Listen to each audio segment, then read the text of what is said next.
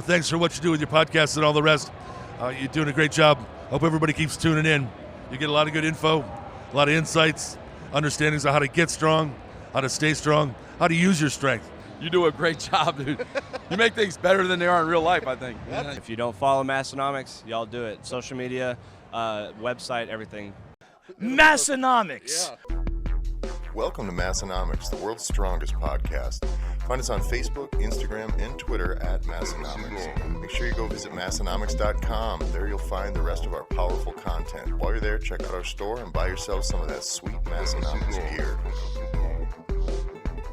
Welcome, everyone, to episode 149 of the Massenomics podcast, the world's strongest podcast. And maybe to tease everyone right off the bat, 150's coming up soon, and we got some really big stuff planned. For those of you waiting 149 weeks for this, you're finally going to get the reveal. One more week. But your favorite two Massenomics hosts are here again, Tommy and Tanner. What's up, guys? So we don't want to tell everyone then what we do have coming for 150? No, they got to wait for that. Yeah. Just like episode 100. We could not give away that surprise. Oh, and boy, what a surprise People it was, are still too. talking about that. Yeah. I'm excited for everything that we've got coming up. So Yeah. It's going to be a good 150. Tanner, I noticed you have a little piece of apparel on there that's really catching my eye. Yeah, here. I actually forgot that Just we needed come to talk strolling about in with this thing on. Yeah, so this, do you recognize the drawing? Recognize the drawing? I at all? absolutely do. The style of the Yeah, drawing. Immortal Barbell. Yeah, this is an Immortal Barbell drawing, but this is not an Immortal Barbell shirt. This is a Frustrated Strength Athlete shirt. And I think he worked with Immortal Barbell. There's a collabo going on there. So it's a lifter, and can you read the I don't know, what do you call those? Just the text pointed at. So yeah, it's a guy lifting. He has a barbell on his back. He looks like he's in severe amounts of pain. He has headphones on, and the first line says, pointing at the headphones, says, "Now playing Eminem, Lose Yourself." Which, okay, it's setting the tone right away. Yeah. I think I know where this is going. You only get one shot. The next thing, what do we have? I can't see you there. Herniated L5. Herniated L5. Back. Yep, because that's how that goes. Yeah. Hole in knee sleeve. Belt that is one notch too tight. Yeah. And forgot socks at home. So I think we all know that guy. Maybe there's a little piece of that guy in every one of us. We're all. I did forget my socks at home the other day and lifted in my dress socks. Yeah, I like the shirt though. Yeah, so this you can get this from the Frustrated Strength Athlete, and it's funny, we were just talking about the Frustrated Strength Athlete in the gym the other day. I actually cornered you and said, I think I have to give my award for best strength powerlifting. Not just strength, not just powerlifting, but strength and powerlifting meme account. I think it goes to Frustrated Strength Athlete. Yeah. Like it's good. Like they actually get the thing of like, for the most part, a lot of lifters, they are their own worst enemy. Yeah. And the culture for the most part is also its own worst enemy. And man, they hit the nail on the head. It's not just, what are some of the stereotypical memes that they're like the squatting in the curl rack. Squatted today. Yeah. Legs are going to be really sore tomorrow. Yeah, the face you make when you squatted, just like things like that. Or just like making fun of CrossFit, like CrossFit sucks. Must be a CrossFitter. Yeah. Somebody making fun of CrossFit. Oh my, the originality of these people. Yeah, no, they are way beyond that point, and I like it a lot. It's fun because they I don't want to put words in his mouth, but I think he enjoys following us as well, and he recognized that we don't. Some of our stuff is also also doesn't suck. Yeah. We don't always hit, but boy, when we do. And I think I don't know the exact family tree of it, but I think the lineage. Yeah, the Frustrated Strength Athlete is a spin-off of Frustrated Strength Coach, which is also a really good page to follow. But the athlete has taken on more posting than Coach. That is they if you're hungry for some posts, they give you a much more decent supply than Frustrated Strength Coach does. Yeah, but they're both good. The quality is both top notch. And that, while we're at it, Immortal Barbell, another good account. Yes, they as far as like taking on the idea of like making a comic related to powerlifting. Yeah. I mean, assuming powerlifting was a mainstream thing, you could like see these in the newspaper. It'd be like if someone was like, "Oh yeah, they've been in newspapers for years." It'd be like, that makes sense. Yeah. Yeah, that's believable. I remember back in the day when we had more followers than Immortal Barbell. And it only lasted for a day, I think. Yeah. It was definitely back in a day. Yeah, we have done a collab with Immortal Barbell. We did, yeah. On Massenomics versus it was Eddie Hall versus Scott Hall. Where he did the illustrations. We'll have to make a repost of that sometime. Yeah, soon we here. will, and I think maybe we'll have to go back and get him to work on another one with us, especially now that he has more followers than we. Like we could kind of he can throw us a bone. Yeah, right. Like since we did that big you spark owe us one. to get him like these last 20,000 followers of his. Now he can, hashtag Massenomics effect. that is the Massenomics effect. Because I think he was probably around 10,000, and now he's like close to 30,000. So I don't know what it could have been other than him being involved in the Massenomics versus. It couldn't have been anything else. There is only one reason for this. I agree. But this is a cool shirt. Not sure for sure what the particulars on being for sale or not for sale yet is, but I guess we only got one, so you missed out on this one. It only goes to the most influential people they know. But we do have more shirts coming that we each have one in each of our sizes, and I won't spoil the surprise, but we've got something else coming that we'll feature on the podcast here soon. And we've talked about it before. I don't have any room for more T-shirts in my closet, but literally I'm going to have to purge some and go with just 100% lifting shirts. That'll be the only kind of T-shirt I'll be allowed to have. You got to just cross that bridge now. It's just where you're at in life. Between especially Massenomics and then with some of the other ones of people that we support and support us in return that we've been getting. Yep. There's no room for any other clothes. That's what I've found lately is I've got the Massenomics clothes like on that top rotation of the clothes that I wear. Yeah. And so when I do laundry, they just go back on the top rotation. And I was like, dang, I have other clothes under there. I haven't seen those things in a long time. Yep. That's right.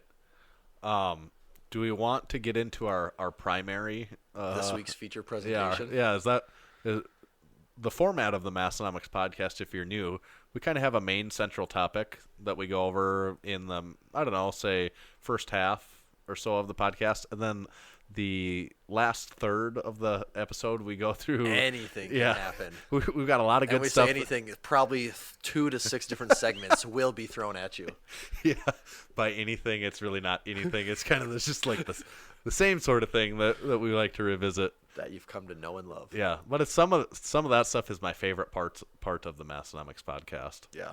And Overrated, Underrated is one of those, and today is a special version of Overrated, Underrated because it is fan submissions. Yep. So if you did submit something, first of all, thank you. I don't know what you submitted yet. I didn't look at anything, but listen, you could be getting a shout out here. Yep. So we will go through all of those, so that'll be a pretty long portion of the podcast today. But the primary topic we wanted to talk about here is lifting legends. Lifting legends. And lifting legends, I don't know that we've ever really discussed it much on the podcast. Have we maybe mentioned some of them? I think maybe like in passing that we made something and that was it. But. Yeah, but lifting legends is a recurring Instagram post series that we do, kind of like our Massenomics versus or our Massenomics rookie cards. We post a new lifting legend every week, and we've been doing it for probably 7 or 8 months. I think we've got about 30 some of them out there in the Instagram world at this point. And what we do is we take someone either typically from powerlifting or strongman or some combination of both. Some people are Olympic weightlifters in there, just people throughout strength history that have done impressive stuff. We feature them and list 5, 6, 7, 8 of their coolest accomplishments. And it ends up being some of the names on the lifting legends, you'd be like, oh, of course. Yeah. Like, why wouldn't Ed Cohn be in the lifting legend series? Of course. But some of them you'd be like, oh, I guess maybe I've heard that name before. But and for me, it's been more than some of them. There's been quite a few that I'm like, there's a lot of them I've never heard of the person. Right. Or a good chunk of the other ones are I've heard of them, like as in like these are some of the strongest guys of all time, but I don't know a thing about what they do. Right. And it's not one of those things like you just Google it and there's their stat page and everything. It's not exactly easy to find some of these stats on them either, because some of them are kind of like, odd statistics. Right. Yeah. Some of these are a lot harder than others, and just by putting these together, I end up learning a lot more than I would have thought I knew about most of them. There's a few out there, like say someone like Mariusz Pudzianowski. I know that he's the 5-time world's strongest man. He's the only person to ever do that. But John Paul Sigmarsson, or it's like I don't know a lot of these things until we go through it. But it's funny you say that. Click on the lifting legend one. There was a couple questions after each one that we talked about that I was thinking that would be good to ask you. Is what was number one? But like, are you aware of this person, or is that kind of the question? Or yeah, it said, are you aware of who this person was prior to lifting legends? Right. And is there any facts that surprised you? Yeah. So maybe it was. And what do you think for today? We're probably not going to go through every single one because it would take more than an episode to go through. Yeah, we'll start with the oldest and then just work our way through a few of them. And future episodes we might hit you guys up with a couple of these just to keep you in the loop. But yeah, we'll just kind of give you the base for where this all started and give you some of the highlights. Yeah, that sounds good. So should we kick it off with? We're going to start with some of the first ones we did and go that direction on them. And we start off with a really good one. I mean, yeah, one of the best. Yeah. Actually, we're going to end up saying that a lot here. But this is actually a friend of the podcast. that Someone commented that the other day, and I forgot we used to say that all the time. I did too. And yeah. Actually, we do have another lifting legend now that we can almost say friend of the podcast now more recently with we'll get to that part with someone that's really taken a liking to what we've done here. But first lifting legend was Brad Gillingham, and I would say probably not a better one to start with. No, and he friend is of the podcast, he is Brad friend Gillingham. of the podcast, Brad Gillingham. You and I have both been to Brad's gym, Jackal's gym in Minnesota. We've trained there with Brad before under his tutelage. Yeah, I mean, we came because he demanded that we be there. Right? Yeah, he's like, I need those. Not because we guys. asked to be there or anything. Yeah. He definitely wanted us there, I think. And we squatted that day when we were there with Brad, and when it was over, I also did some deadlifting just because I was like, well, I'm not gonna. Well, yeah, you can't pass up that opportunity. Right, and he gave me some pointers on deadlift and stuff, and it's like, do it better. Yeah, he's like, can you do like more, like over 800 every time? Do it more like how I do it, and less how you do it. You know how I do over 800 every time I do it? Could you do that? Like, but getting to Brad's facts here though. So first lifting legend, Brad Gillingham. Here's the quick stats for you. 6-time IPF world champion, 13-time USAPL national champion, IPF Hall of Famer, most 800-pound competition deadlifts ever, reported 90 to 100, somewhere in there. When it gets to be that many, you can see why there's a gray area. Like, and he is the son to NFL great Gail Gillingham, and his brothers are Wade and Carl, making them the first family of strength. Yeah. And really anyone in that family you could look up and they have a pretty impressive resume. Right. Gail Gillingham played for the Packers, and I think he's not in the Hall of Fame, but it's like he borderline could be considered to be in the Hall of Fame. And it's really cool if you look on Brad's Instagram, he every once in a while has like a photo of his dad doing some crazy, like this really is kind of odd, before like old lifting weights. really even took off. Yeah, and he has like every single weight tied to this bar and hanging off of it, and it looks like, why don't you just get normal weights? But I don't think that was really much of a thing back then. I think he was a little bit ahead of his time. Well, and I think Gail was ahead of his time, and I've heard from people before that Gail, like as far as football goes and even the NFL, he was one of the guys that kind of like introduced or started to popularize weight training for like amongst for professional football players or for football players. Yeah. And I don't know for the details on that, but a lot of people have said that Gail is one of the first guys that was like, no, this is important. This is going to make us better at football. Which is really impressive. Yeah. I mean, that's right. awesome. And I think even in some of the videos or pictures he has like saying that he was like one of the first guys to, or like Brad remembers him like kind of like talking about doing partials and like working different areas. And that's pretty cool. I mean, that was definitely not something that the common person was doing back then. No. And his brothers, Wade and Carl. Carl, sometimes I get confused between the two. Which one is always the judge at the Arnold? Is that, I think. I honestly always mix them up. Yeah, So right. The one that's always is the judge at the Arnold, I think, is Carl. That was going to be my guess. But. And he has a strongman background. That's his. He competed in amongst the best strongmen of his day. When he was at his peak. And then Wade is one of the best grip strength competitors of all time. Yep. And I think all of them in general are good at grip strength too. Like they're pretty. I think so. Yeah. I think they're kind of all well known for their ridiculous. Well, they always had like the grip gauntlet. Yeah, right. And when we were at their gym, there was a lot of different like grip training tools around too. Yep, all the blobs and all that. Yeah, but Brad, I mean, I think he's widely considered one of the greatest, drug-tested lifters of all time, right? I mean, yeah, and that's. I mean, you'll see with Brad and a lot of the guys on the list here is like their longevity. That to me is one of the most impressive things is when you start to look at these guys is that 13-time they didn't just put up like an all-time world record and then they were done. Yeah. Like they did it again and again and again, and it was over the course of years. Some of these guys even like decades. Like they stuck around forever, and it seems like you don't see a ton of that anymore. Right. Like people come around, put up some crazy totals, and then they're just done. They're out of it. To deadlift 800 plus in competition 100 times. And he was doing that when I would say at the beginning when it was far less common for people to be deadlifting 800 pounds. Or, not like it happens every day now. Or but even when I would say competitions were few and far between. Yeah, It's like people always like to talk about like, oh yeah, I can just go down the road and there's a competition. Like it's, and especially like the part of the country he's in, where we're at, the upper Midwest. It's still, I could imagine 10 years ago. What was there? Maybe a couple competitions within a couple 100-mile area, like a few times a year. Right. And Brad was a good one for us to start with because he is probably a personal favorite of ours. Yeah, and we could spend the whole episode on this, yes. but we'll just get him on the that podcast someday. So that will happen someday, I believe. We have made it almost 3 years here and not made it happen, but it will happen someday.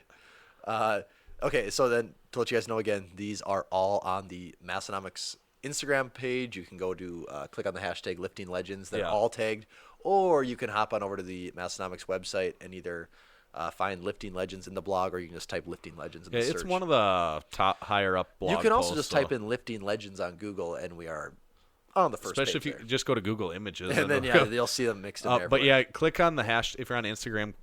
Do the hashtag Lifting Legends.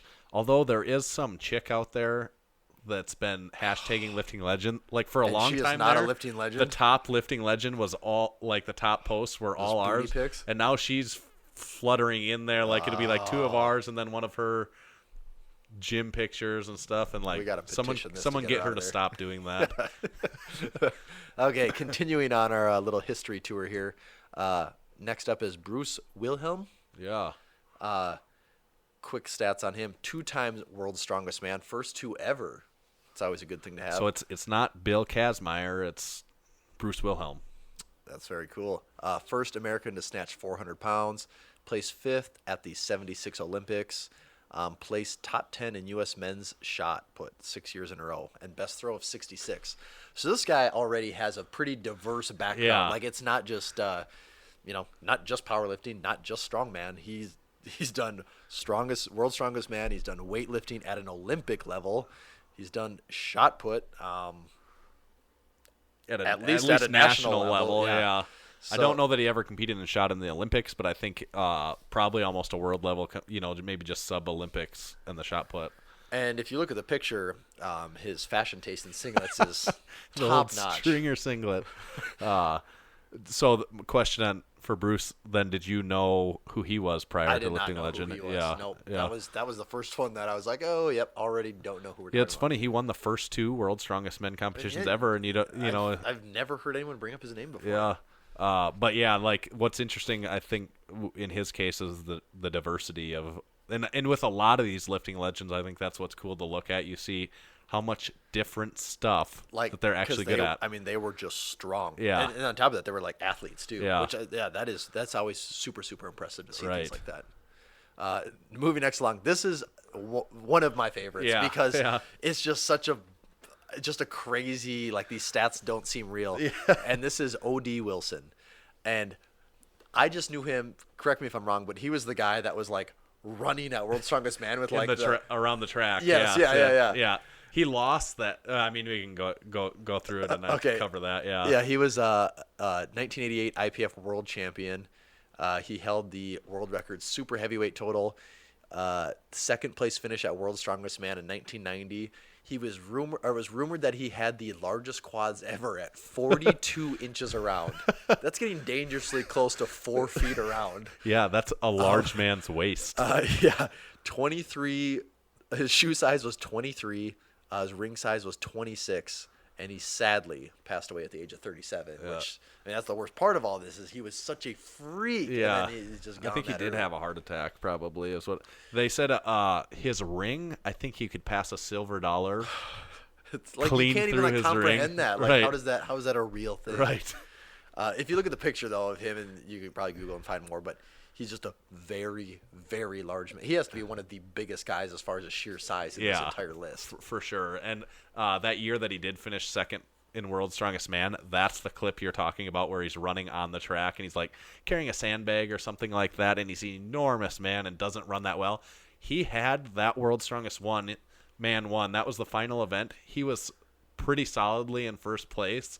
Like, in order for him to not win World's Strongest Man, he had to do very poorly on the last event.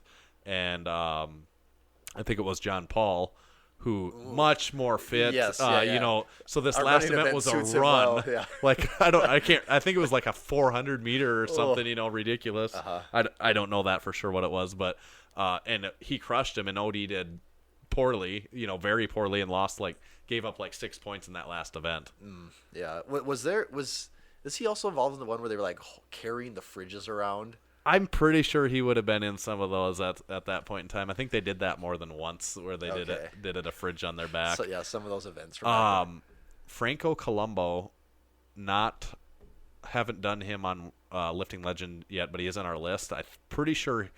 I think it was maybe him. He snapped his leg doing that fridge. He did, really? Yeah, Oh. doing that fridge on the back thing. That's brutal. But Odie Wilson, a very large man, and also a lifting legend. Yeah, Google him. Yeah. There's some cool stuff to find for sure. Next up, this is one of the oldest lifting legends, you could say for sure. Paul Anderson. A lot of people consider him to be the godfather of modern powerlifting. Olympic champion weightlifter in 1956. 408.5-pound clean and press was a world record at the time. He has an official squat of 930 pounds, and this is kind of where the legend of him comes to life is his unofficial list, because there's some really like strange things here. An unofficial lift of a 1,200-pound squat, 628-pound bench, 820-pound deadlift, and a famous back lift of 6,270 pounds. Right. Where those numbers come from, I don't think anyone knows. No. But that's just kind of what adds to the mystique of the whole thing, of that it's kind of before a lot of this stuff could ever be documented anyway, so you got to take someone's word for it, and whether it's people just billing things up and marketing them in a good way, which is probably a lot of it. But. Yeah, and that is kind of the thing with Paul Anderson. It's a lot of, you know, I don't know what lifting legend is, you know, really a good term for him. Like, he probably fits the legend part of it better than anyone. Right, because it is a lot of it you don't know what is exactly true that he did or didn't do. And as we've seen through some YouTube comments we've come across on our own he posts, has very passionate fans. Yeah, so like I'm not going to say anything bad in case they're listening here. I don't want to get ripped apart by them for months to come, like they do on our Bill Kazmaier video, where Bill does not give credit to Paul Anderson. But people don't like that. No. But yeah, he obviously was strong, and for his time, you know, the strongest man that there was. And the picture of him there is pretty iconic, where he had those enormous steel wheels that he squatted on his back on like a bent bar. Yeah, it just looks like a circus performer right Yeah, there. right. Next up on the list, we have Don Reinhardt. And this is a name I had heard before. I was familiar with it. Yeah. But I didn't really know what he had to his name. Yeah. And his resume, we have 4 consecutive IPF World Championships, 1979 World's Strongest Man, beat a young Bill Kazmaier that year, had the largest raw powerlifting total for 35 years at 2,391 pounds. That wasn't beaten until 2013 by Andrei Malanichev. Yeah. And that is really hard to believe. Yeah, right. That stood that long. Yes. I mean, even still today, that beats almost everyone in the world. Right. That's the stat there that's really, you know, out of everything in his list here, that's the one where you're like, oh, like I guess I kind of know who Don Reinhardt was, but he had the largest total ever for 35 years until it was beaten by Andrei Milanichev. And that's maybe the best powerlifter of all time. Right, and you can right. make the argument for that. Yeah. Like that's what it took to dethrone this guy. Right. And then his final lifts here, he had a raw squat, no wraps of 934.5 pounds. That was finally bested by Ray Williams for the best raw squat, which is also hard to believe. Crazy, yeah. His best raw bench was 607 pounds and best deadlift of 885. So like when you look at those numbers, like 885 deadlift, 607 bench, like 934 squat, like that's like, oh yeah, that's like the best guy you can see on Instagram right now. Yeah, And it's right. like, nope, that was this guy 35 years ago. Yeah. Yeah, it's crazy. And that's, people don't bring his, maybe some do bring his name up for greatest powerlifter of all time, but you'd have to think he's kind of almost in the discussion with just having the biggest total ever for that long. Yeah, because that's such uncharted territory. Right. Seems like way ahead of his time. Next up, we have Doyle Kennedy, and he was a IPF world champion in 78 and 80. He was 7th place in the 1983 World's Strongest Man. First man to officially deadlift 900 pounds, and that was, I love this, 903 pounds at the 1986 Budweiser World Record Breakers meet. Yeah. Has a way nicer ring to it than Reebok Record Breakers. It does. I want more. Powerlifting Budweiser. should be sponsored by Budweiser. I wouldn't have an issue with with alcohol companies getting involved in powerlifting a little more. And he was nicknamed the Grizzly Bear for one of the best beards in powerlifting. And yeah, you got to look up his picture. He has a pretty on point beard game. Also, his singlet game is pretty on point too. His singlet almost goes down to his waist. It almost goes down to his waist, the neck and the inseam is actually longer than the legs on his singlet. It's like a bikini brief on the bottom. I would actually love to see some more guys bringing this look out. Yeah. Well, I don't know why some people don't. Like, I could see Brandon Allen. That was actually exactly what I had in mind. I could see him doing it. This guy has a little bit of a Brandon Allen look to him, doesn't he? Yeah, he does. Did you ever hear this name? I've never heard of him. I don't know that I think maybe heard this name before. Yeah, this was a a submission by someone, and that's a good note on Lifting Legends. Is a lot of these have that we have done have come through good suggestions from fans. So keep sending those our way. But first, if you are going to suggest a bunch, check the list. Yeah, there's a good chance we've covered a lot of them. Because a lot of people do suggest them that have already been done. And also, don't get upset if we haven't done someone. This is not the definitive list. It is a work in progress. Right. Because some people are like, oh, my God, I can't believe so-and-so didn't make this list. And it's like, well, they probably will. They're probably in the lineup And now right that now. you suggested them, they are in the lineup probably. But just it's not – we haven't done everyone yet. Mm-hmm. And I think he's kind of out of the Pacific Northwest area. Yeah, Duffin actually said that he's kind of from his neck of the woods. Maybe he's an Oregon guy, and there was a lot of when we posted this one. It's interesting when we post them. How we it's always a get regional thing. Like these guys really do have their legendary. Like they have their regions of the country where people love them, and that's what is so cool about it.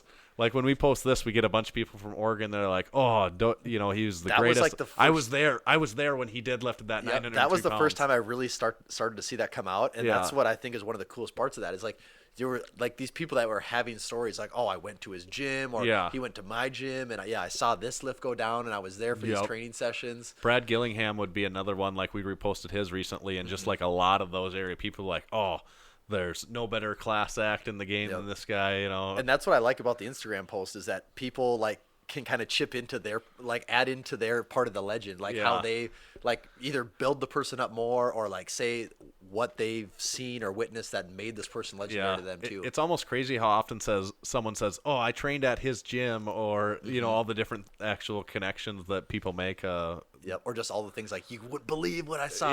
You had to be there. Up next, Dr. Terry Todd. He was the junior weightlifting champion in 1963, national powerlifting champ in 64 and 65. He was the first to squat 700 plus and total 1,600, 1,700, 1,800, and 1,900 in sanctioned competition. And that's hard to believe. he was the first guy to ever total anything. Yeah. That's of just significance. That's like going back. Yeah. He benched 515, deadlifted 742. Now this is where the legacy really kicks in. Is he created the Arnold Strongman Classic in 2002. He founded the Stark Center with his wife Jan Todd, and they've both been considered foremost strength historians. Yeah, I think they are. They got that on lock. I don't know if probably anyone on this list, you could have brought it up to them at some point in time, and they would. Right. I'm sure be able to tell stories on stories. Right. And he passed away here in 2018. Yep. I think most people probably know that.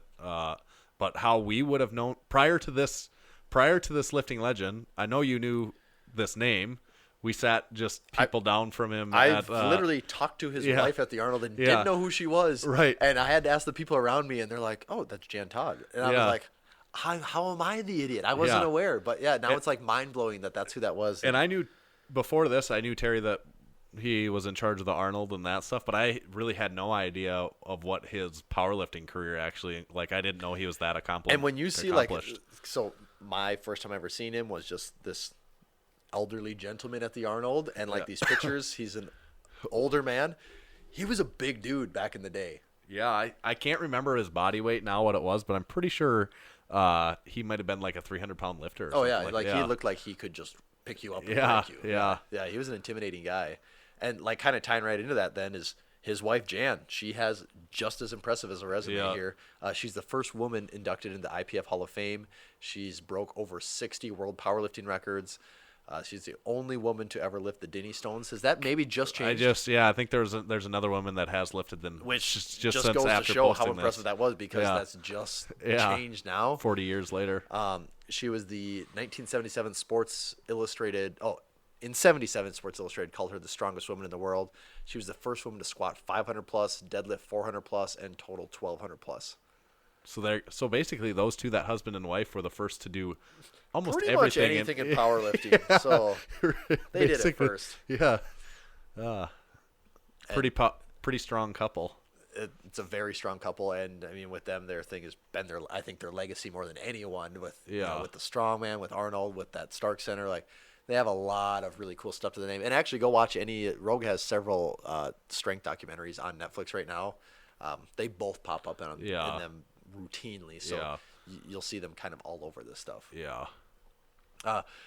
We gotta leave a little time. Maybe do we want to end on them, or do we want more? Maybe that's a good one to stop on, and we can jump in on teaser. We got a lot of good ones to come. We're just hitting the tip of the iceberg here. There's a lot more, but how do you even say his name? Yuko Ahola. That's how you say it, huh? Yeah. I never knew how you do that. I just knew him as kind of like the tall, skinnier looking fit guy in Strongman. Yeah. I mean, he's not skinny, but compared to a lot of the guys, he won the 97 and 99 World's Strongest Man. He's one of 9 men to ever win more than one Strongest Man title. 6'1", he's 6'1", and he's 275 pounds. He's one of the smallest World's Strongest Man winners ever. Personal records of 793 in the squat and 895 in the deadlift. He set a world record hoisting a 475-pound Atlas stone, and he retired from Strongman at a young age to pursue acting. Yeah. Which is kind of surprising, you know? And the biggest thing on Yuko Ahola is that he was 275 pounds. Not very big. It's not at all. As far as, I mean, especially now when you look at what Strongman has turned into, where you guys are weighing 440 pounds. But, he was definitely on the lighter side in his day. But what I was like, when I think of him, I think of the videos of him deadlifting, and it looks like his arms go to his knees. Yeah, that's right. And he was really good at it. He was good at pulling things. Yeah. So look up videos of him. There's some classics. Yep, for sure. All right, well, that's kind of a taste of lifting legends. That is a taste. It's hard to stop. It is, because just to throw out some other names that we have, we're looking through. We got Andy Bolton, Bill Kazmaier, Mark Henry, I don't even know. John Kook. Kook, Bev Francis. There's a ton. There's a ton in here, and a lot of really weird stats, and a lot of enormous people. Some of them we've tried to also include maybe a little bit of just odder stats at the end of them. Like some of them, people's diets, or that's some of the weird stuff. I think is like people's diets. Like Louis Cyr Louis Cyr is one that's coming up, and I think it's what's the last bullet on his? Often ate 6 pounds of meat in one sitting. But I think we'll keep going through more of these on future ones. But yeah, mention him there. So we'll do one final one here. Yeah. Just recently we did one for Vince Anello. Is that how you say his last name? Yeah, I think so. As far as Vince, first of all, he was another guy I'd never heard of. Yeah. Just quick, he's first to deadlift 800 pounds at a body weight of under 200. He deadlifted 821. He has 5 IPF World Championships. Just a ton of like awesome things to his name. Yeah. And he found someone got this lifting legend post to him. They printed it for him, hung it in his gym, and he has become a very big Massenomics supporter. Yeah, he's a big loves lifting legends. Loves it. And he was posting a lot about it on Facebook. Believe it or not, a lot of his friends and followers love lifting legends as well. And they were all over those Instagram or those Facebook posts, commenting, saying how much they loved it. They got us a lot of good ideas for future ones, They too. gave us a lot of suggestions for people that, we had never really heard of. So, thank you for those, for the exposure and for those ideas. And also, thanks, Vince, for being a fan. Yeah, and what did you say he was the first to deadlift? Over 800 pounds. Yeah. Under 200-pound body weight. Yeah. Pretty crazy there. And I think he's still lifting today. I mean, he's it looks like he's got his gym and still at it. Favorite deadlift assistance for him was the negative deadlift. So that means pulling the deadlift out of the rack and then starting at the top. Oh, is that okay? I didn't know if a negative was just letting it down slower. Well, yeah, but he wouldn't deadlift it. Okay, he would and start bring with it down. God, that's so weird. Yeah. You don't hear about that very often. Yeah, right. Hey, it worked for him. Yeah, there's some other I mean, we'll cover more of them later, but it's reminding me of other really weird things that are in on some of those ones. Yeah, but, things that are not the norm nowadays. Right. Awesome. Well, like we said, stay tuned, guys. We'll friend give of you the some more podcast, Vincenello. Yeah, and he is definitely a friend of the podcast. Yeah. Bill Kazmaier, friend of the podcast. And Bill Kazmaier, friend of the podcast. You may have heard him Mark from such Henry's... things as the beginning of the podcast every week. Mark Henry's kind of a friend of the podcast in a different way. Yeah. He's a frenemy. All right. So now, Tanner, are we gonna? Do we have the next segment ready? Yeah. Are we gonna do the? Do we want to do anything? What about stat of the week? Do we want to do a stat of the week real quick? Yeah, let's do that. Okay. Because I'm sure people are like really itching for that stat of the week. That's true. I believe that they are. I know I am. Okay. This is the Open Powerlifting Stat of the Week on the Massenomics podcast. As stats presented to us by Open Powerlifting, they shoot over some interesting stats to us, and we let them out here on the podcast for all you to hear. They use their powerful database to collect this information. Powerful things. Yeah. So the first we're going to look at, actually today's stat, what it's going to be is the people that have done the most meets, competed in the most meets ever. So we're going to look at men's and women's who have done the most meets ever collectively throughout all the database. I'm not going to have you guess the name. You're not going to know the name. Is it the Japanese guy? Maybe you... no, the man is not Japanese. What I will have you try and guess is the number of meets that he has done. Well, you just assume... Let's just assume he competed for 50 years. If he did 2 a year, that'd be 100, and that seems like way too many. So I'll say 85. Okay, it is. His name is. I'm gonna get this first name wrong, but Sverre Paulsen of Norway. He did over his 36-year career. He lifted in 189 meets. Oh. Yeah. First competition in March 1982. Most recent competition, December 2018. So I guess his career isn't done because it was just 189 meets for Mr. Paulsen of Norway. You said over 35 years? 36, yeah. 36. So, I mean, he's doing like over 4 a year. Yeah, and he's still racking them up. Like he's going to break 200 within a few years here. That is crazy impressive. Yes. The amount of money he's spent on meat fees over the years just has to be astronomical. Yeah, you're right. That's true. $189, and it's hard not to spend $100 now, like to do a meet. Between just that's $20,000. Yeah. Plus the travel and the travel, food, hotels, protein shakes, all that stuff. Meat shirts, 189 meat shirts. CBD oil to keep information down. Get for that one. Strong and get this guy a sponsorship. Okay, now for the woman. Hers is over 24 years. Her span. Guess the number of meets there. 98. 144 meets over 24 years. Jeez. And her name is Hana Tachikoma, an IPF lifter from the Czech Republic. First competition in April 94, last one in October 2018. So she is also still competing. 144 so she's meets. Doing like 5 a year. Yeah. For out of like the almost Czech every Republic. other meet she does almost every other month she does a meet. Yeah. So she's an IPF lifter. She's just constantly peaked.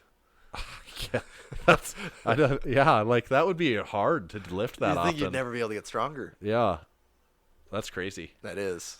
Those numbers both are well over anything I would have ever Between those two people have done over 300 meets combined. They've seen it all. They have seen it all. The Massenomics stat of the week the other day, I think there was like 50 meets combined for all of our lifters from our for like 20 of us. Entire gym. Wow. Awesome. Well, thank you, Open Powerlifting, for that. If you want to support them, you can hop on their website, hop on Instagram, shoot them a DM, and they will put you to work. Or you can also just give them money on Patreon or buy a T-shirt. All types of ways. I've thought about that T-shirt thing. I'm still on the back of your mind, kind of thinking still about the scratching T-shirt at it? thing. Someday.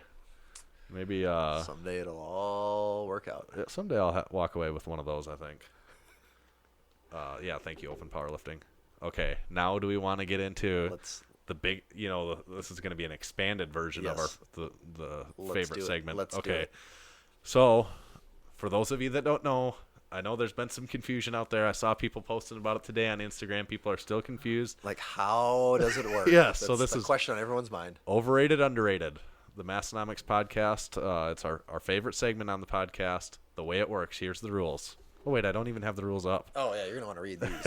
I kind of have to read. They're simple, but they are nuanced. So the key here is you could miss one or two words, and it completely changes the rules. Well, and if you don't fully understand the rules, the whole thing... It's meaningless. Yeah, it'd be lost on you almost. Okay, so here's what it is. It's lightning round questions.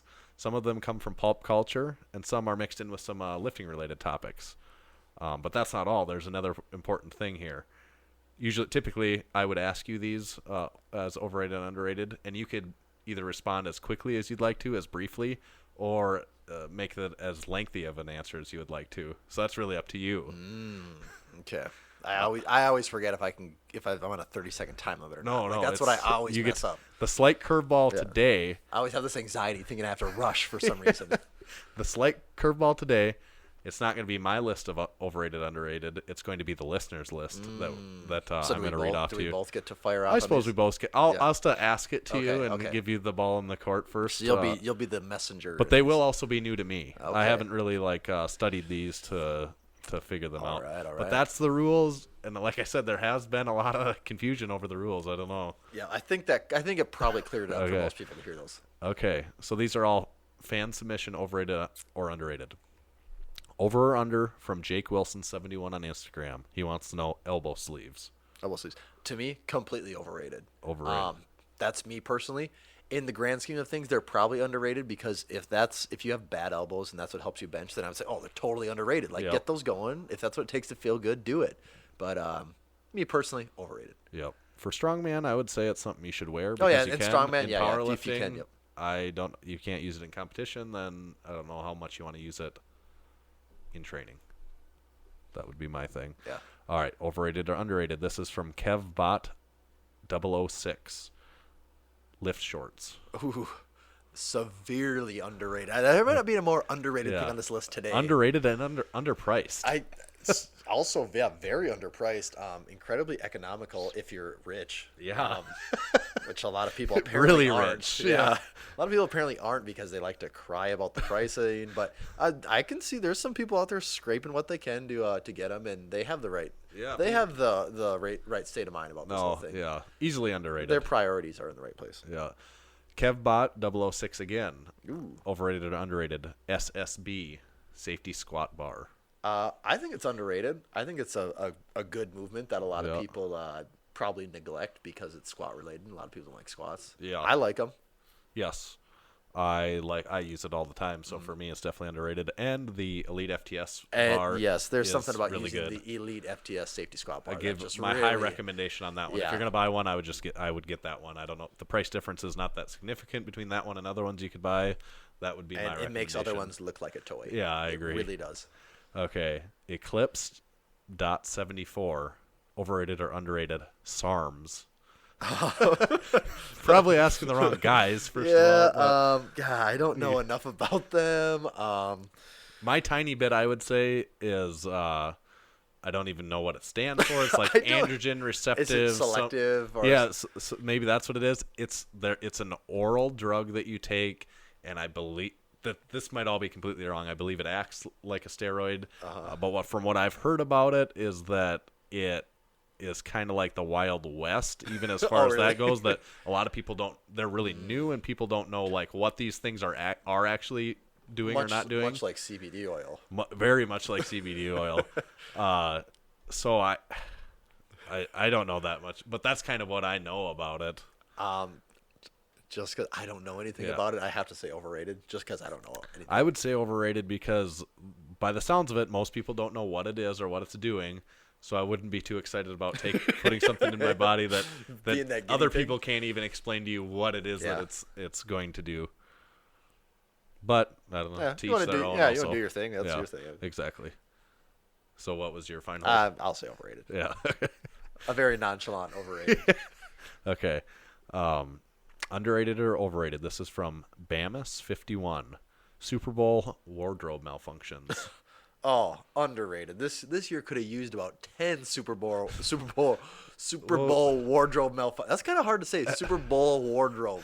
At one point in time, I'm pretty sure Adam Levine was stripping. He was trying to. Yeah, he's like, God, this is not good. I got to do something. I didn't enjoy that. I mean, I'm a Travis Scott fan, and he's not the type of talent that you want to put on at the Super Bowl because he can't really do his thing there. Right. Like, you kind of have to tone it down and make it all more family friendly, and it just the whole thing. I mean, it was just bleh. I think most people probably feel that way. Yeah. And I didn't read anything about it, but is that what everyone was saying, that it kind of sucked? I think so. That's the impression I've got. Everyone just felt like, meh. Yeah. So what did you say? What was the original question? Wardrobe malfunction, Super Bowl. Underrated. Yeah. Janet Jackson. Yeah. This is from Scott Dodds 88, friend of the podcast. Yes. He's overrated or underrated? Online coaches programming for you from across the country. I think that's underrated. I think we were just kind of talking about that. Actually, we kind of just were. I actually do. I don't see any reason now. Okay, would a coach that's literally at the gym every day with you be better? Probably. I mean, assuming that coach is any good, yeah. If they see you every day, if they're good, assuming they're any good, assuming they're any good, they should be better if they can be with you and see you lifting every single day. Like, they have a more intimate look at who you are, how you react to things, and all that. But with where we're at with technology now, if you have a coach from across the country, I mean, powerlifting is literally your sets on the platform, on the bench. You can set up a tripod, you can record that. They can see a good chunk of your lifting session, and as long as your coach is like looking at that stuff, I mean, they can be just as involved as anyone. Yeah. If coaching from across the country just involves like a coach sending you a template, I think that's incredibly overrated. Yes. Because more often than not, I think it's pretty safe to your say own template. those templates are the same for everyone. Yeah. They're not custom tailored. Like, no. I know there's packages where coaches do that stuff. Like, they're making a template, but they are like taking some input, and that is a whole different thing than the here's the $20 template that's gonna do this for you. Like, right. So with I think it does come down to the coach. Yes. The biggest variable here, without a doubt, is the coach. Yeah. So with the right coach, I think a good coach can just make a lot of stuff work. Yeah. And a bad coach is not going to make anything. I mean, a bad coach is a bad coach. Yeah, and I would say for as much as some lifters are looking to spend their money on the next thing that's going to help them lift more, probably more people could spend less money on some of that other stuff and spend it on, like, coaching is probably as valuable as a lot of that stuff. I mean, at the very least, just to get some perspective into the whole thing. Like, I think people get so, like, when it comes to lifting, just all right, I go to the gym and I do this, and I don't get input or feedback from anyone when, that's kind of what it takes to get better at stuff, is to have some of that critical feedback built into things. Yeah, for sure. So, underrated? What was the online coaches programming for you from across the country. I think it's underrated. I think it's fine. The across the country wouldn't be a concern of me if it's the right it's coach. across the country or an hour away. Right. Waffle Iron Gym on Instagram. Underrated or overrated? Entenmann's Pop'ems. I have no idea what that is. Don't know what that is either. Right. And then 2 parts. The other part is Dunkin' Donuts Munchkins. What was it? Pop'ems? Entenmann's Pop'ems. Oh, donuts. I've never heard of these. Okay, Entenmann's Pop'ems / Dunkin' Donuts Munchkins. And Is that the one Is that one product? Same thing? No, I think it's Dunkin'. I think it's comparing. They'd be a similar product. Dunkin' Donuts Munchkins. Yeah, I think they're pitting us, making us pick. But yeah, so it's both like a little donut hole. Okay. And I've never had either one of these. Me either. I mean, I like donut holes, but if I had to pick a donut hole would be fairly far down in the list of like the donuts I'm going to pick. God, I cannot. They're donuts, sure. They're underrated. Donuts are always good. Yeah. But I did learn something today, I guess. Yes. Depth Before Dishonor Squat Co. Underrated or overrated? Titan products. Titan. I assume Titan. Not Beat Titan Fit. Not the. Are we talking like supportive gear? Or are we talking lifting equipment? I think he's talking lifting equipment, but I don't know. Oh. Maybe he's talking. I assume like okay. Maybe that's what he's talking about. Like you're talking single. Like singlets, knee sleeves, that single stuff. ply suits. Yeah. And yeah, you're probably right. He's probably because I think he competes in some strongman and stuff too. So I would think that maybe he would be more. See, I've never actually bought any Titan like lifting gear. Yeah. So I can't comment. I've heard people say it's all very high quality stuff. Yeah. So I can't comment on that at all. As far as their other stuff, I think it can be very underrated and extremely overrated depending on your experience with the actual with the equipment. With Titan like fitness. Strongman, Titan Fitness, that stuff. It depends on the product. Yeah, I mean, we've even in the gym ourselves have had things that we would probably say are underrated, and we've probably also had a few things that we'd say are incredibly overrated. Yes, and some things like we have a barbell holders that's like, well, yeah, why? Yeah, like, as long as it is an actual piece of metal that fits a barbell in it, it does not matter. Right. Yep. Perfect. Yep. You guys, you hit the nail on the head. It holds barbells. But then, the other things can get a little squirrely on you in a hurry. Titan existing, I think, is underrated. I'm glad that they're. Yeah, I'm glad. Some of their products could suck, but I think overall, it's underrated to have them as an option out there. Yeah, I think so. But yeah, if it isn't, it's entirely possible that you are the one person, or not the one. You are one of the people that got just completely burned by them by getting a garbage product.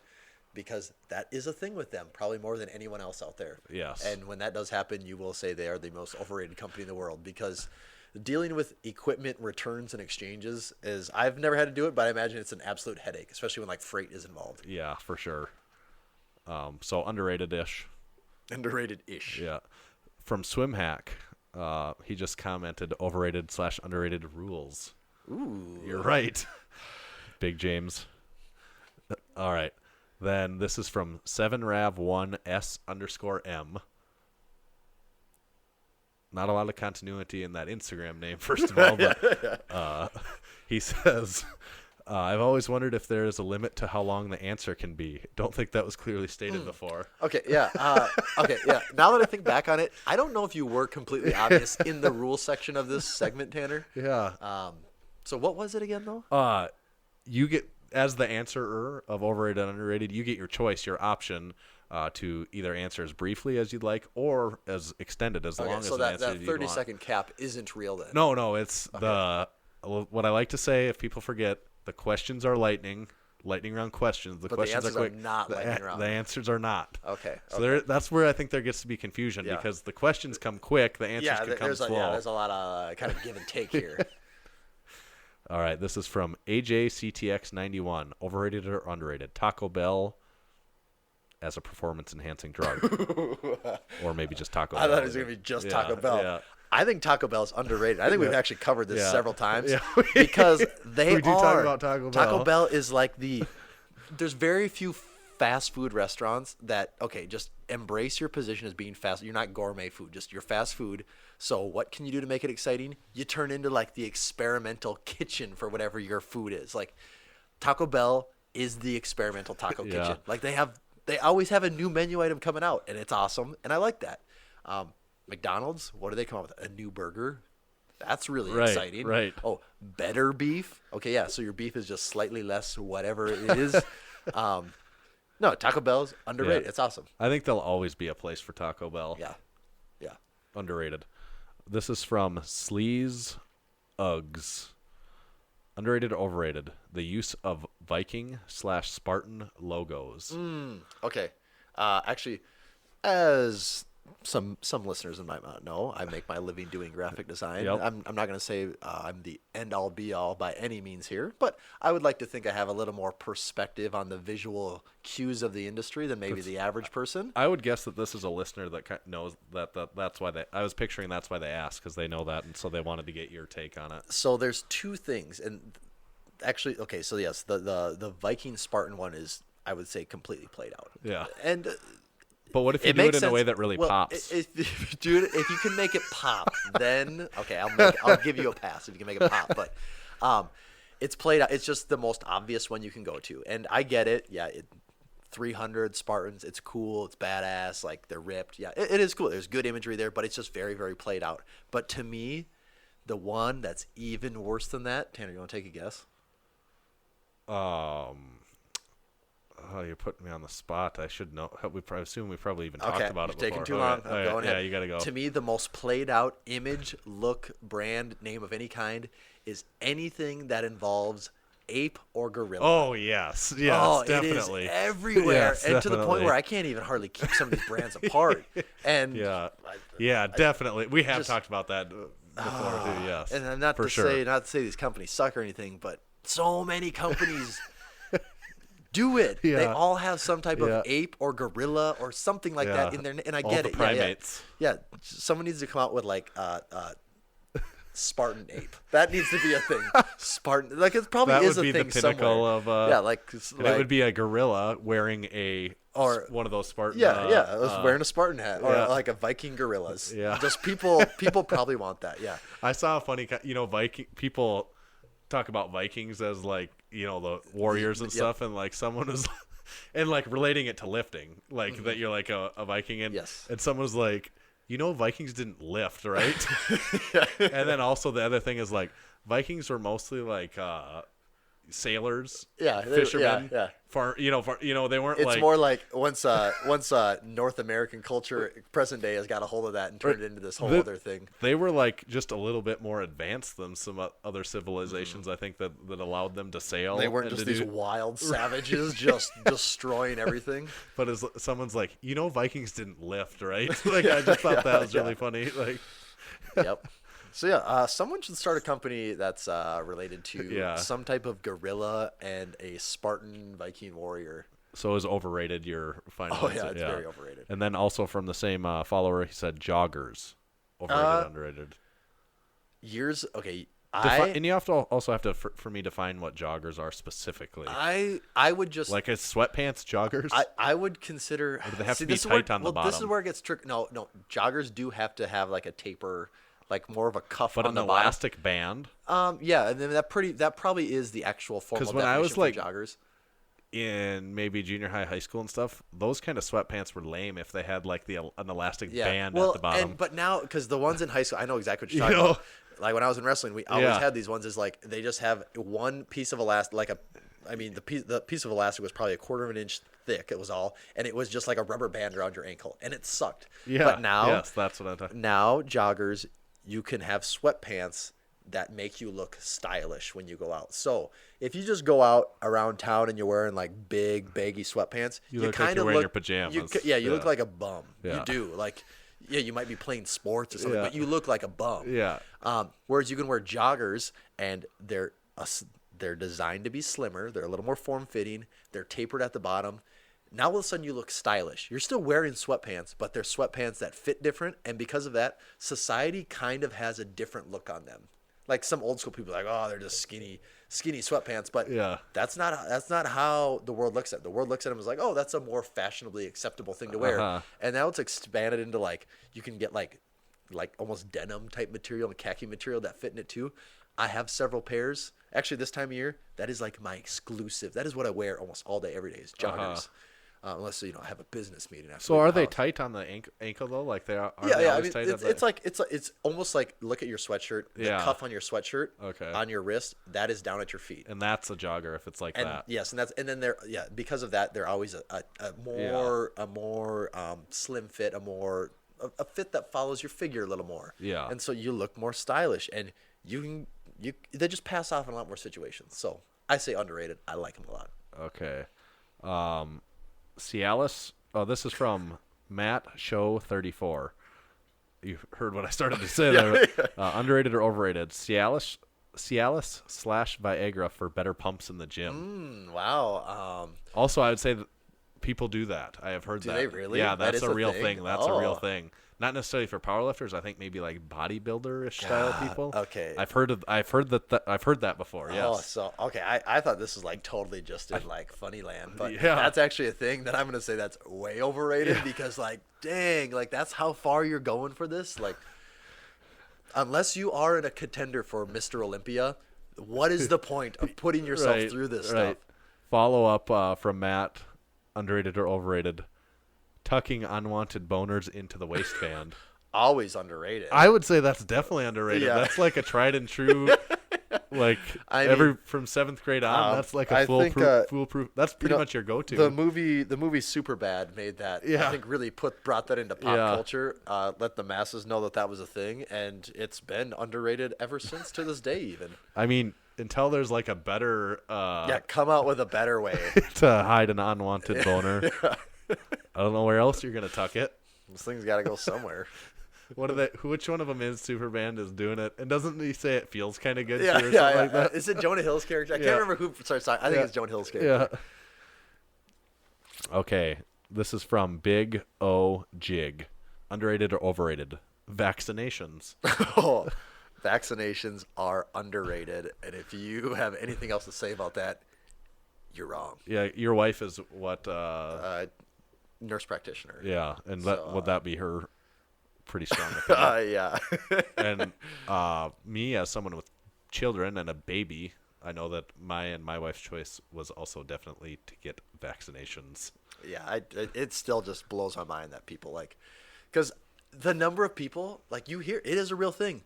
Like, oh, why don't you believe in that? Well, I read an article. It's like you read one article. You read a article, and that's what changed. I mean, I don't imagine they spent any amount of time checking that researcher's credentials or anything. But actually, the best was very recently.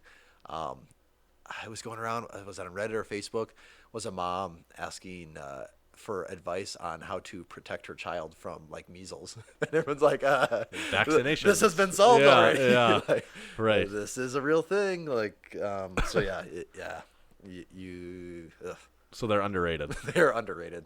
No Definitely. room for debate there. Jackson_Karnosk. Underrated or overrated? Dumb Instagram comments. Oh. It depends on what if there's a comma here or not, or how if there's a context. Yeah, if you're saying Instagram comments that just say the word dumb on our Massenomics Versus posts, those aren't too bad. Those can have their place. There's some subtleties in those. So they can be very good or very bad. But, Instagram, I do kind of like dumb Instagram comments because it's getting to the point now where those people are exposing how stupid they are. Yeah. And other people are kind of taking advantage of that and letting them know. So I think they're underrated. Yeah. When I see that, my first reaction is I enjoy them. They gives us something. It's they're doing the work of letting you know they're stupid, so you don't have to find out. They're just making it known. I like them when they're on ours, when there's genuinely someone making a really dumb Instagram comment because either someone else responds or we get to, and everyone gets a laugh over it. I like them. This is from Day Bib Green. Underrated or overrated? Overhead press. I think maybe we done this before. Yeah, I think we did, but I think we both said it was underrated. Yeah, it's a movement that a lot of people neglect. I like overhead press. Yeah, it's a fun lift to do. I like to do standing overhead press with a axle. Wow, very specific, Tanner. So that's my favorite version of an overhead press. You also for a while really did the Rhino bar too. Yeah, and I could take either one, the Rhino bar or the axle. I like the larger diameter bar. Yeah. It Like the big ones. Yeah, I like it, just something to feel meaty in my hand.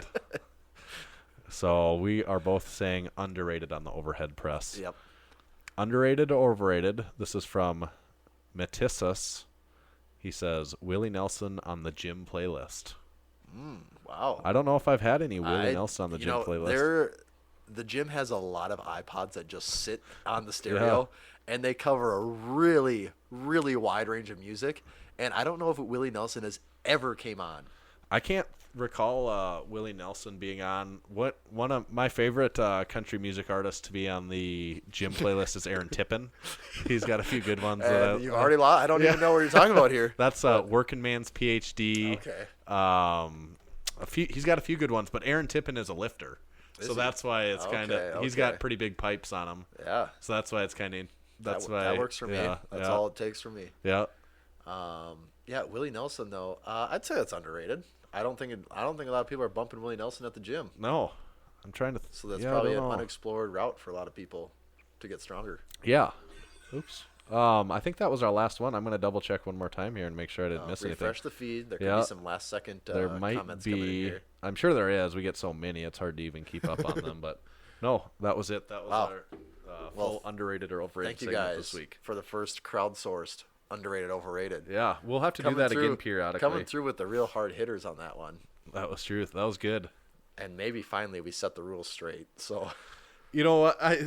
Just to be safe, we should probably review it again next time. Yeah. I don't want to. I know it gets confusing, and I don't want everyone to be confused about it. We got to keep it all in context. Yeah, well, you know, I mean, we're working on it. So, do we have a big lifts? I thought we did have maybe just a quick hitter. We can big do lifts. a really quick. We're starting to run out of time here, Okay. but we can do a quick one. Oh, real. Brian Hartzell, Traps like like mountains, squatted 903 and deadlifted 903 at the JB Boss party on the platform. One of the very, very few people ever to do The double over 9 900. Hondo. There may be some things about that meet in particular and such. We won't even get into that. That's a whole can of worms. Some people might not feel the best about the situation of the meet, but I think it's safe to say he will. I think you can assume that this is not going to be his all-time best performance. Right, and yes, exactly. So it won't matter. So in the end, it's not going to matter anyways. That's true. I would agree with that. One thing of big lifts, be remiss to not mention Larry Wheels, log pressed 396 with Hofthor. That is a big lift. About a 400-pound log press. That is a big lift. Yeah, old Larry Williams.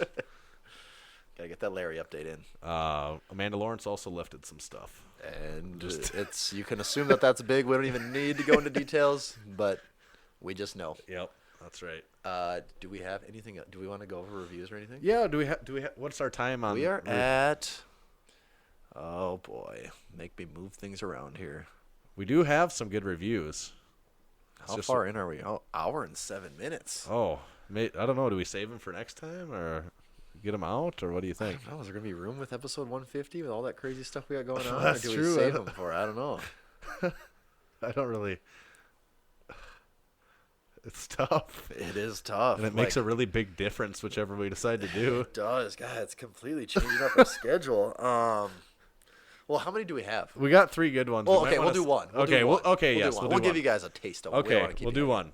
That's a good. Yeah. 5 out of 5 stars. This is from G_Nichols. Title is Powerlifting TMZ, which I do like that. We are the Powerlifting TMZ. Do you know what TMZ stands for? No. It's the 30-mile zone. I don't know what that means. I could be wrong here, but I believe it is in reference to the original area that they covered was like within 30 miles of Hollywood because that's where all the stuff was going on. Yeah. Okay. Little fun fact for you. Yeah, I could be completely wrong on that, but I think that's what it is. I'm believing it. Yeah. Okay. He said, I work for this. I'm going to tell you off the bat, this is a good review. This is a good one. Good reviews. Yeah. I work for a company that wants to be like Google and distracts everyone while they work via a very open office concept. Ooh. I combat this. I know the pain, man. I combat this with Bose noise-canceling headphones, which is funny because that was on Overrated, Underrated, and the Massenomics podcast. So he combats it with the Bose noise-canceling headphones and the Massenomics podcast. Listening to these guys, I am constantly switching between laughing under my breath to a straight face and back again. I'm sure most of my coworkers assume I have a multiple personality disorder. They have also reverse engineered Champion shorts and made them specifically for weightlifting by placing their logo on there. I probably won't buy them, but Patricia might. Well, Patricia sounds cool. Highly recommend this podcast. I think what's going on here. Have you ever seen the movie? What's the movie? Split? I think it's Split. No. Okay, I got to. Because that's what I was hoping you knew. Did he just drop such an inside joke that I didn't even know? It's the movie Split. Okay. M. Night Shyamalan movie. This guy also, has. We've discussed. This guy has like 30 personalities. I haven't seen the movie. I saw it when it came out. Okay, I get it now. Yeah, He has like 30 personalities, and Patricia is one of the personalities.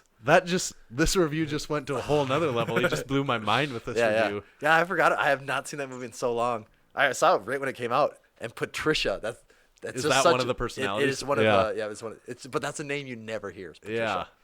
Yeah. What an excellent review. That is good. That's really good. That review brings in a lot of Massenomics podcast references. Brings in the lift shorts, and it even kind of challenges a twist the brain ending. a little bit. A twist ending. Yeah, much in the same line as M. Night Shyamalan himself. Yeah, excellent review. Thank you. So keep those coming. We broke that 100 mark a while back. Now we're #road to 200. No, road to 1,000. That's true. You don't. That's right. You always skip a few steps in your road. Yep. You always the next bigger one. You just barely make it to 100. So of course the next logical step is 1,000 to crush the previous goal. Keep the reviews coming though. That's good stuff. Mm-hmm. But we will save the rest for next time for 150, along with all our other good stuff that we got coming for you then. Yeah. But we will wrap it up there. Please go to our store. We got a lot of good gear out there. Also, we got new stuff coming. We do. We never stop with the new stuff these days. And let me tell you, we've said this before, but if you guys like what we've been doing, you're gonna really like these. Slight twist on this next one though. Slight twist. Yep. Won't say anything more than that, but just like Tommy said, if you like what we've done in the past, you're gonna like these next one. But one of them just a slight. We deviated ever so slightly from. Or did we flip the game on its head completely? That's true. Just when you thought we were gonna go this way, we went that way. Mm-hmm. But that should be within a couple weeks that we've got another pretty sweet new shirt design out there available for you to get. But for now, you can get all of our other designs that we've got out there. Bench, yeah, buddy. Huge Life is back in action. The lift, of course. Our sweatshirts, it's still cold as shit out, so get the sweatshirts. Anything and everything else. Subscribe to the newsletter when you're on there. Like our YouTube channel. Like us on Facebook, I guess. And our Instagram accounts. Definitely on Instagram. What do we got, Tommy? You can find me at Tomahawk_D. And check out the official Massenomics Instagram account at Massenomics. And we'll catch you next time for 150. It's going to be good. Woo! Later. You just heard the Massenomics podcast. With your ears. You're welcome. Check us out on Facebook, find us on Instagram at Massenomics, and make sure you visit Massenomics.com and buy some of that sweet Massenomics gear. From your friends at Massenomics Studio, home of the world's strongest podcast, stay strong.